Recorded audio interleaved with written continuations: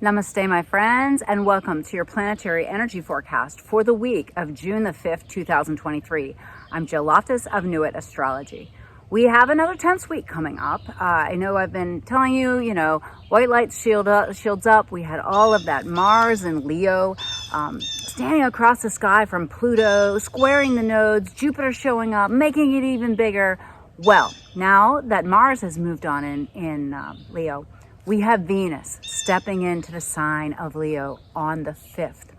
Now, I would take note of this ingress or movement into this new sign, particularly because she's going to be there for so long, okay? She is going to be in the sign of a Leo and through the fall, part of the fall. And she's going to retrograde. That is why she's going to be there so long. And so taking note of what's going on, really paying attention to the Leo area of our chart is key, because we're going to have to rethink, redo, re-examine something. There will be 40 days and 40 nights of exploration once she steps into the shadow zone later this month. But take note of the movement into the sign, right? Feel the vibe shift from that kind of touchy-feely, energy of Cancer to Leo. Do your hair. I actually blew dry my hair for like 2 minutes today. Embrace your inner god or goddess. And remember, the energy of Leo requires, admiration. It's a leadership position, right? But it's also a position of power and essence and source and creativity. Incredible creativity, incredible intuition. But make sure you also fix some space into your life to lounge, because Leos need to lounge, all right? Now, it does step into that opposition to Pluto. So this push-pull between the Lord of the underworld and the goddess of beauty and love. So there could be some tense power struggles. You may see some of it may vibrate some of the same things that happened over the past 2 weeks that had to do more with your will and your drive. Now it shifts to your money and your values. I think we'll see a lot of financial discussions and things of that nature related to money and resources. Now, we also have to notice that as she steps into it, towards the end of the week, she's going to clash with the nodes and clash with Jupiter. Now, bringing together two benefics, right, Jupiter and Venus, tends to bring benefits and blessings, even in the configuration of a square. But it can also bring excess. So watch that you're not overspending, just overdoing it in any kind of way. All right, so that's on the 5th, Monday the 5th. We watch that movement of Venus into Leo, and we watch that kind of big grand cross in the sky during the week. All right, on the 2nd, the moon is going to move into Capricorn, which is going to be a little bit stabilizing, but also maybe give us a heads up, because at the end of the week, Pluto, in its journey going backwards into Capricorn for its last few lessons for this next few months, that happens at the end of the week. So the Capricorn moon might just give you some intuition as to what's going on with that. So just stay attuned to what needs to be renovated in your life. And it could echo back even as far back as 2008 and that chapter between 2008 and now. On the 7th, the moon will make its journey from Capricorn into Aquarius, come together with Pluto, amplifying that entire configuration, standing across from Venus, right? That tug of war for power, and that difficult angle to the nodes and to Jupiter. Staying grounded this week is essential, all right? On the 8th, we get a little blessing from Saturn, which is in Pisces. It begins to pick up a nice little sextile, which is a bit of luck, a bit of ease to the Jupiter in Taurus. I love this aspect for this week because the problems will be right up in your face. And so this gives you creative solutions, but they have to be practical, right? They have to be really practical. All right, then on the 9th, we get Mercury in Taurus sending a blessing beam to the Neptune in Pisces. So another kind of Tauran practicality that comes in that says, hey, use that inspiration to figure out practical results, practical solutions to the problems that are becoming clear.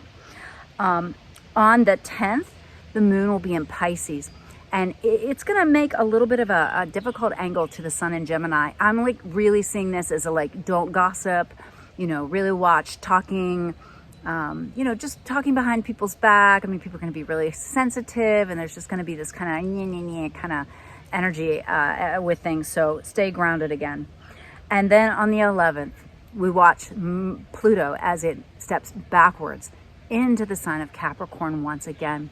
You know, so all of this talk about AI and aliens and some of this revolutionary talk that's been going on with the Pluto and Aquarius, that will die down a little bit as we turn our attention back to the Capricornian matters that Pluto has brought up. The systems that aren't working, the power structures that aren't working, the leaders that are not working. That will come back into high focus. All right.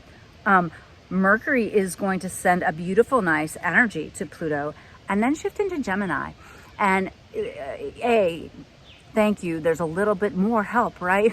A little bit more of an opportunity for ideas to help us out with this opposition with Pluto and Venus and the square to the Jupiter. But also, when Mercury moves into Gemini, it feels so comfortable because it loves to be in Gemini, right? It's in charge of that sign. So it's like a homecoming of sorts. So there'll be more ideas, more fluidity. So that's a very positive thing as well.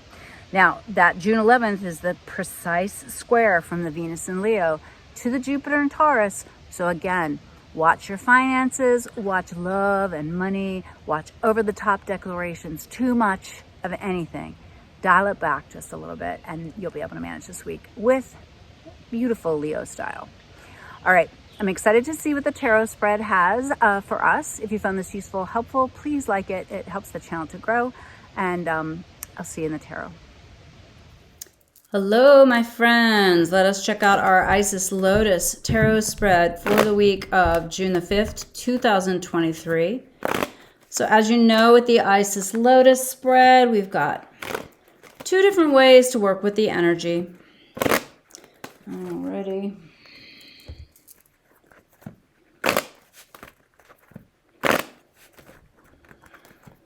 As a Venus-ruled sign, I'm going to be keeping an eye on that Venus-Pluto-Jupiter situation.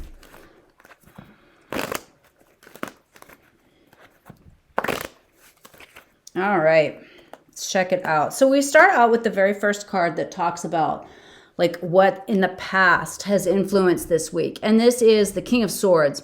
So this is somebody either making a decision, there's a rule we've had to conform with, some kind of reality check that we're dealing with.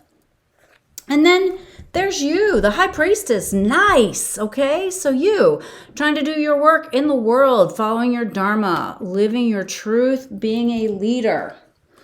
The environment, people are stressed, okay? There's a lot of worry, concern in the world, in your world.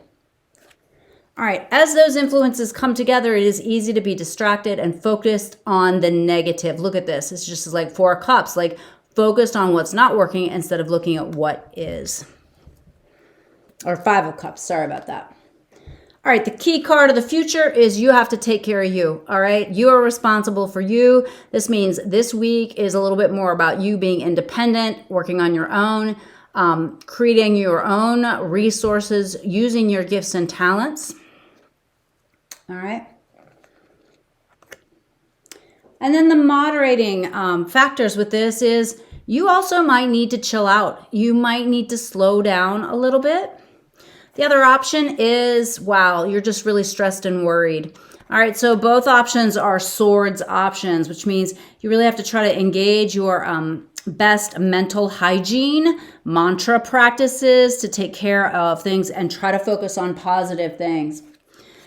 Key card for the near future is the Page of Cups. So some exciting new opportunity coming your way. All right. And it may come to you by way of failure. Ten of Swords. It could be because something crashes and burns and doesn't work out the way you want to. Or it could be that all of a sudden you break free of this limitation and you get really fired up, maybe even angry about something, and that causes you to take action. All right. With that Ten of Swords, once you let go, once you walk away from what's not working, things will begin to shift very quickly. With that Knight of Wands, you're going to really want to go in a direction, right? You're going to really feel that inspiration to move in a direction, but you have to choose which direction to move into, right? All right. And then our two modifying possibilities or progressions Man, there's a lot of swords on this Four of Swords side. Make sure that you're being honest with yourself. If you're taking this pathway of the Four of Swords, the Ten of Swords, the Eight of Wands, when things start to shift very quickly, you need to not be deluding yourself in any way. On the other side, we've got the Ten of Pentacles, abundance coming through. So this is definitely looking like perhaps a more easeful way of working with the energy. Paired with the Two of Swords, we have Ace of Wands, okay? So there is a new beginning afoot. It could be hard for you to see, or it could be you're willfully deluding yourself into not seeing the possibility, potentials, the new beginning that comes from this. With the Ten of Pentacles, we have the Strength card. All right, this is a card of patience.